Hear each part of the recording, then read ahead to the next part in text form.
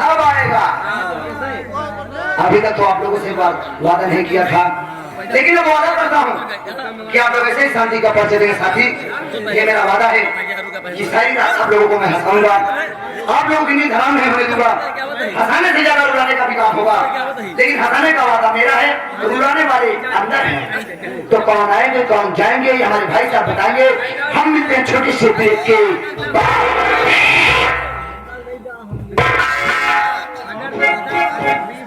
आप लोग शांति बना। दादा जिला रीवा है, जिला रीवा, ग्राम जगापुर। जगापुर में एक सेठ महोदय रहते हैं जिनका नाम है सेठ जगन्नाथ जाहिल। सेठ जगन्नाथ जाहिल जी आ रहे हैं।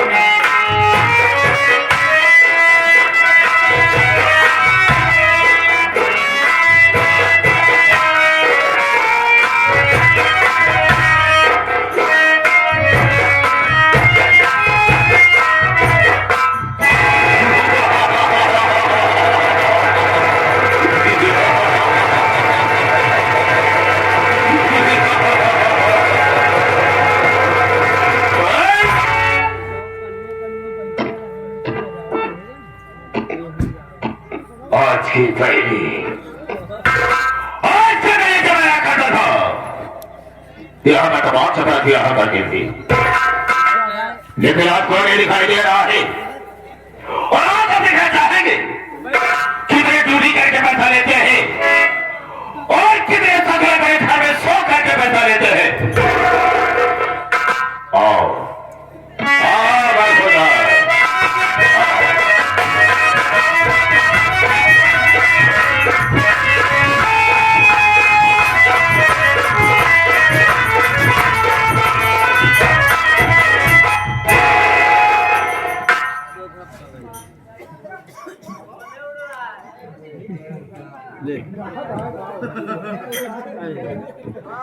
देरी हो गई, आप साहब पहले से आके अब विराजमान हो गए हैं। बहुत देर लागत हो बाबू, बहुत खूंखार आदमी बा, बातें बात तो गोली चार्ज कर दे था। हमका करीब दाई मार डाय से भाई कई मरतबा हम मर चुका है। फर्क इतना रहा जब मर जाए जब भगवान किया जाए ना हुआ जवान भगवान हमार संपर्क ही नहीं करी जाए।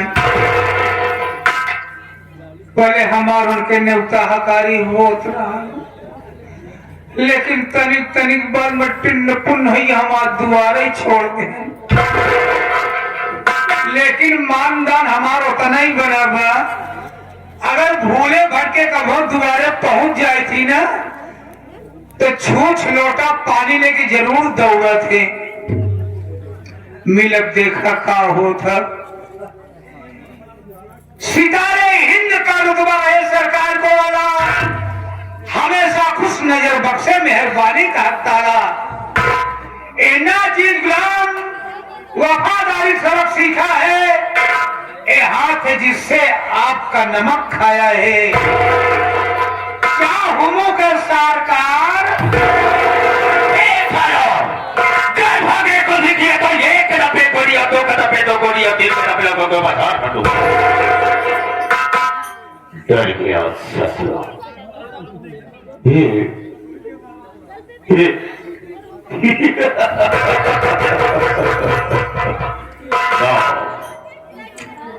का रही, जो डर गया सो मर गया। हम तुझे गोली नहीं मारेंगे, लेकिन इतना जानना चाहेंगे कि सबसे पहले यहाँ पर मुझे आना चाहिए, तुझे आना चाहिए। कारण क्या, मकसद क्या है और ले जाने का मतलब क्या है, बताने के पहले मैं तुझे आगाह करता हूं, हिदायत देता हूं कि जो मेरे सामने झूठ बोलता है और के बात का इस्तेमाल करता है, गोली अंदर और दम बाहर। बेटा जितनी बात बता रहा मुझसे बिल्कुल सही बता। हम झूठ बोलबो न कर बाबू, जब आप पूछा है सब ऐसा नहीं हाथ दबाता हो, लेकिन तुझे बाकी तरफ से मारूंगा तो खोपड़े का ढक्कन खुलकर बाहर गिर जाएगा। मैंने तुझसे पूछा कि लेट आने का मतलब क्या है। लेट के काहे आए बाबू? उठाकर साले फेंक दूंगा, पांच फीट ऊपर चले जाओ कुत्ते क्यों ना। मैंने तुझसे पूछा कि लेट आने का मतलब यानी देर से आने का मतलब क्या है, और नहीं बता। देर का होगी का बताओ करी मारे जरूर। हे भगवान का बताई। ए बाबू, आज हम यमराज जी को बेवकूफ बना के आवत बाटे।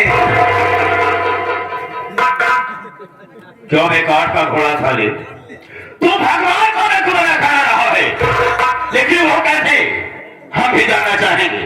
आप बढ़िया बाबू। और बाबू जी मृतलोक है, ए मृतलोक में आदमी को शंकर जी का पूजा पाठ कर दबा के विष्णु भगवान का पूजे पड़बा, यानी नाना प्रकार के देवी देवताओं की पूजा याचनाएं हो रही हैं। हमको तो पूजा पाठ न करो, अगर हमको तपस्या करे तो हम यमराज की तपस्या करो। यमराज की तपस्या करे खातिर बाबू हम जंगल में भाग गए। जंगल में पहुंचे बाबू, हम खड़ा हो के लागे करे तपस्या, दर्शन नहीं मिला। हमका अब का करी, हम तुरंत ही ओले गए। लेटे लेटे ढेर दिन करे बाबू तपस्या, आप चौया तपस्या बाबू, तब वो दर्शन नहीं मिला। हमका अब कौन जुगुत लगाई, उठ के बैठ गए, उकड़ू मुकड़ू बैठ के हम जल्दी जल्दी करे जाते। ये पहले से करूंगा, ये पठार का फेंक दूंगा सारे। क्या करेगा मैं? तपस्या तो आप क्यों लेगा? जैसे ले चाहे आप खड़ा होइए। आगे बोल। हमारे तपस्या में महाराज जी खुशी हुई है। फिर क्या हुआ? फरसा पर चढ़ के भैंसा हाथे में लई के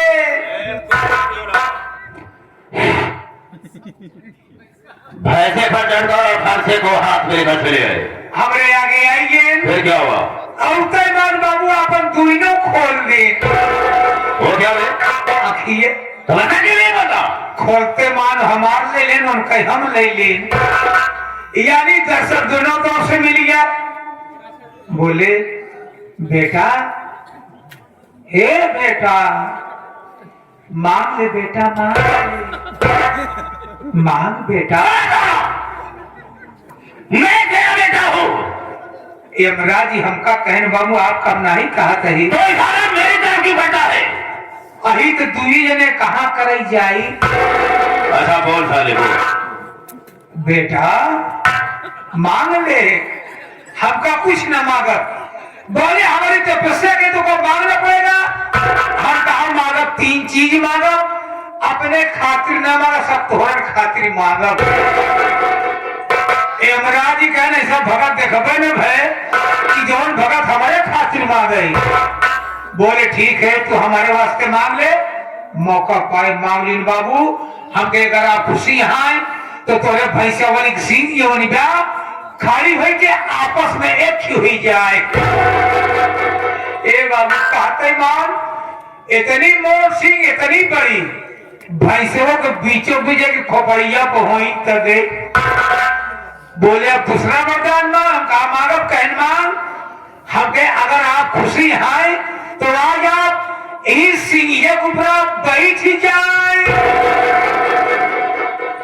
यमराज हक बकाई है अब सिंह ही में कैसे बैठे लेकिन हारी बजंजाल फंसा बनिया का करे सौदा करे यमराज पता नहीं का सोचन बाबू वही सिंह पर जाए के ऐसे हक से बैठी गए किताब बदलैला हाथन जी भी निकली जावती पे वही बोले छटपटा तना कहते रे गा गा गा गा गा गा गा गा गा वही को कहता हूँ अरे रे मां तीसरा मां कहे मगबे करब का कहूँ जात हा का कह जात नहीं जात मौका है किसको मांग ली हमके अगर आप खुशी हैं तो तोरे भैंसा वाली सिंह जैसे रही वैसे फिर हो जाए लाग सिंह अलग हो लागे चाचा फैला बोले बदतमीज एडियट सुअर खाने भागे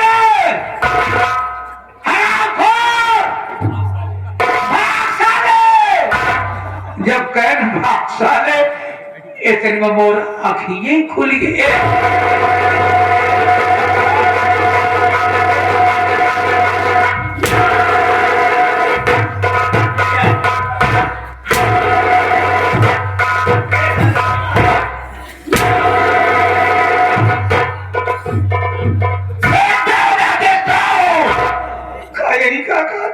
मैंने कहा सभी बताएगा ए भगवान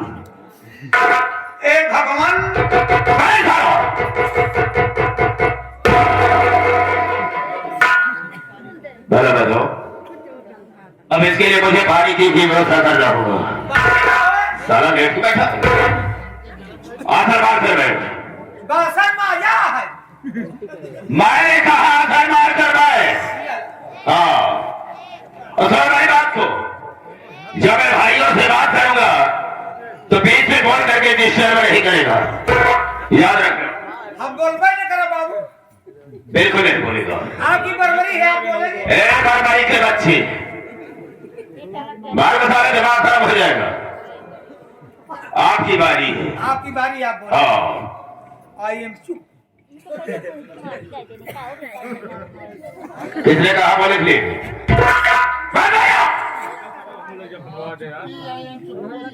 हाँ तो मेरे दोस्तों मेरे साथियों एवं माता और बहनों ये नाचीज गुलाम नाची को गुलाम वो लात मारकर सारे नीचे चला जाएगा मैंने तुझे मना किया ना तो बीच में नहीं बोलेगा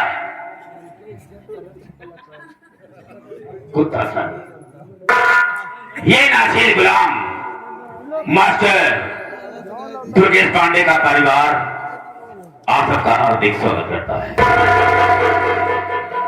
दोस्तों आज हम मिलकर बैठे हैं साथियों एक जमींदार की हैसियत से हैं और हम सब इस चौकी पर है दोस्तों एक चौकीदार की हैसियत से हैं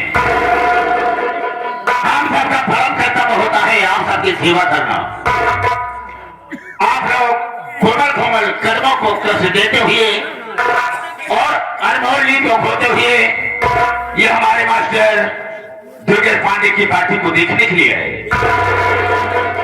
वैसे दोस्तों रात होती है सोने के लिए आराम करने के लिए लेकिन आप सब अपनी नींद हराम करके बैठे हैं तो वैसे तो नहीं कह सकता हूं वादा तो नहीं करूंगा लेकिन मैं आशा करूंगा कि आप सबकी नींद हराम नहीं होगी लेकिन दोस्तों आप सबका शांति का सहयोग हम लोगों की सफलता होगी ज्यादा न कह करके हम अपने वार्ता को यहीं पर विराम देते हैं और कहानी पर आते हैं तो सबसे पहले बेहतर एवं मुनासिब समझता हूं।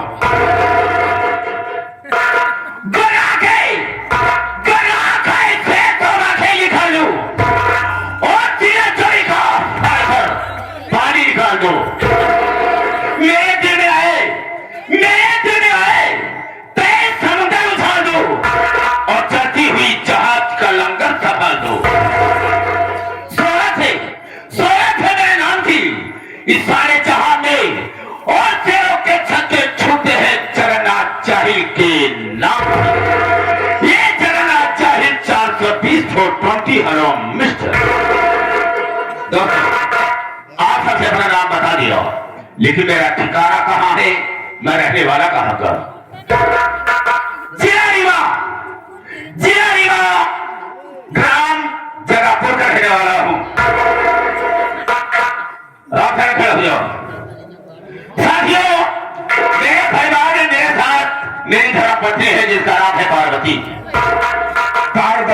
हाँ। लेकिन दोस्तों वो पार्वती मेरी बीही औरत नहीं। बीही न हो नहीं, कैसे हो? वो दूसरी औरत है। हाँ। मतलब ये कि पहली शादी मेरी हुई थी जिला बांदा ग्राम बाबूनगर में। बाबूनगर। हाँ। वही का रहने वाला था एक राम लखन, उसी की बहन थी जिसका नाम था कविता। उसी से मेरी शादी तय हो गई और दहेज में 1 लाख रुपया और एक 4 चक्का गाड़ी तेरे को बारात लेकर गया। शादी हो जाने के बाद वो दहेज तेरे से मुकर गया, इनकार कर दिया। हाँ, वो अपनी मजबूरी सुनाने लगा कि इस समय हम आपको दहेज को नहीं दे सकते हैं, इसलिए कुछ मेरे सामने प्रॉब्लम है, लेकिन हाँ हम तेरा वादा करते हैं कि आप मेरी बहन कविता को लेकर अपने घर जाएं और हम आपका दहेज आपके घर तक पहुंचा देंगे। ईमानदार था। मैंने उसकी मजबूरी को समझा और बारात लेकर घर आ गया। रामधन कुछ समय बीतने के बाद कविता के कोख से ये बेटा जन्म लिया। एक बेटा पैदा हुआ। हाँ, एक बेटा पैदा हुआ जिस बच्चे का नाम मैंने बहुत प्यार से रखा है कंसराज। बेटे का नाम कंसराज। आराम से बैठा था और अपने दिल में सोच रहा था, राम ने वादा किया था कि मैं आपका दहेज आपके घर तक पहुंचा दूंगा, लेकिन कविता एक बच्चे की मां भी बन गई, लेकिन अभी तक ना तो मेरा दहेज पहुंचाया और ना ही सभी अपना मुंह दिखाया। मुझे गुस्सा आ गया, उठाया मिट्टी का तेल और उसके ऊपर छिड़क करके मैंने उसे आग लगा दिया। वो बेचारी जलकर राख हो गई। पहली पत्नी कविता आपकी जलकर खाक हो गई। खत्म हो गई। मैंने अपने दिल में सोचा कि मेरा बेटा कंसराज बहुत छोटा है, बचपना है उसका, इसे मां की जरूरत है। रामधन तब मैंने पार्वती से शादी किया। एक बार सेवा करने के लिए। हाँ, 5 वर्ष ऐसा ज़्यादा किया, धीरे धीरे बढ़ता गया। मेरा बेटा धीरे धीरे सयाना होने लगा, लेकिन रामधन जानता पार्वती ने भी एक बेटे का जन्म दिया। अरे वाह, दूसरी बीवी जो आपकी है पार्वती ने भी एक बेटे का जन्म दिया है, जिस बेटे का नाम है संतोष कुमार। हाँ, मेरा बेटा कंसराज धीरे धीरे सयाना हो गया। मैंने अपने दिल में सोचा कि हम अपने बच्चे की शादी कर दें ताकि अपनी जिंदगी को चैन से बिता सके। हर बाप का फर्ज होता है बाबू। क्यों नहीं रामधन, मैंने अपने बेटे कंसराज की शादी कर दिया और बहुत बड़े घर में किया हूँ। बहुत सारा दहेज मुझे मिला है। हाँ, बड़ा सामान मिले हुई। अब ऐसा बड़ा सामान, अलमारी रामधन, मेरी बहू का नाम क्या है जानते हो? क्या? बहुत खूबसूरत नाम है। मेरी बहू का नाम है कलजुगही देवी। बहू का नाम कलजुगही देवी। रामधन, खुशी की बात तो यह है कि कुछ समय बीतने के बाद कल वही देवी ने भी एक बिटिया का जन्म दिया है। एक बिटिया, एक लड़की का जन्म दिया है जिस बच्ची का नाम है शिखा। बेटी का नाम शिखा है। हाँ, अरे वाह, बहुत प्यारा नाम है उसका। राधन, वो मेरा बेटा कंसराज अपने परिवार के साथ में रहकर अपनी जिंदगी को बिता रहा। लेकिन जो पार्वती का बेटा यानी मेरा बेटा जो संतोष कुमार है, वो अपने हक में अच्छा नहीं किया है। क्या किया उसने? बहुत अतिथि किया है। अतिथि का ये मतलब क्या है कि एक दान बदन की ठोकर खाने वाली भिखारन से ससुरा शादी कर ली। भिखारन शादी कर ली? और मुझसे पूछा भी नहीं। उनका पूछे कर रहा कि हम ऐसे ऐसे कर जाते तो आप करते जरूर शादी। राधन, उसने अपने हक में अच्छा नहीं किया है। लेकिन हम उसे न तो चैन से रोटी खाने देंगे और न ही चैन से जिंदगी जीने देंगे। हम उसे बर्बाद कर देंगे। ये रहा चलना जाहिल का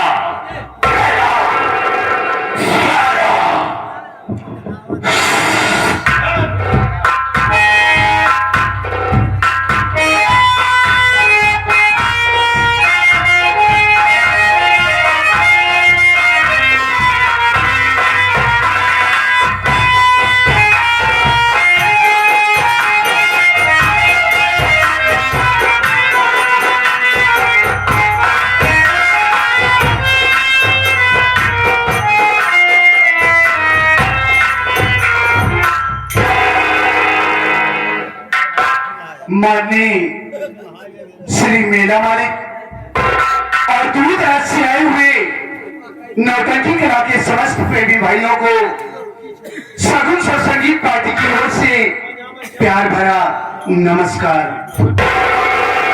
साथ ही साथ साथियों, आप लोग मेरा संगीतीय परिचय लीजिए।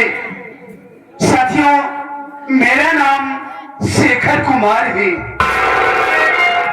मेरा नाम शेखर कुमार है और मैं इस दुनिया में अनाथ हूं। लेकिन साथियों, एक वक्त था कि मेरा भी एक हंसता खेलता परिवार था।